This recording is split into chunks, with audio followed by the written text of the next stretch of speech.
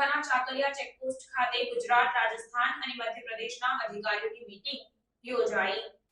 ભારતમાં લોકસભા 2024ની ચૂંટણી યોજાવા જઈ રહી છે। તે અંતર્ગત દાહોદ જિલ્લાના ઝાલોદ તાલુકામાં આવતા બોર્ડર વિસ્તારના પોલીસ અધિકારીઓ તેમજ રેવન્યુ અધિકારીઓની એક મીટિંગ ચાકલિયા મુકામે યોજાઈ હતી। આ મીટિંગમાં પ્રાંત અધિકારી અજય ભાટિયા તેમજ ડીવાયએસપી ડીઆર પટેલની અધ્યક્ષતામાં આયોજન કરવામાં આવ્યું। આ મીટિંગમાં રાજસ્થાનના, મધ્યપ્રદેશના તેમજ ગુજરાતના ઝાલોદમાંથી ત્રણેય વિસ્તારના પ્રાંત અધિકારી તેમજ ડીવાયએસપી ઉપસ્થિત રહ્યા હતા। આ મીટિંગમાં બોર્ડર પર થતી સમસ્યાઓનું સમાધાન, ગેરકાયદેસર પ્રવૃત્તિ અટકાવવા તેમજ ગુનાહિત પ્રવૃત્તિઓ કરનાર ઇસમો પર નજર રાખવા માટે સહિયારું આયોજન કરાયું હતું। તેમજ આ વિસ્તારોમાં આવતા ક્રિટિકલ મતદાન મથકો, ચેકપોસ્ટ પર થતી ઘૂસણખોરી અને નાસ્તા ફરતા આરોપીઓ પર નજર રાખી ચૂંટણી પ્રક્રિયા શાંત વાતાવરણમાં યોજાય તે અંગે ચર્ચા કરાઈ હતી।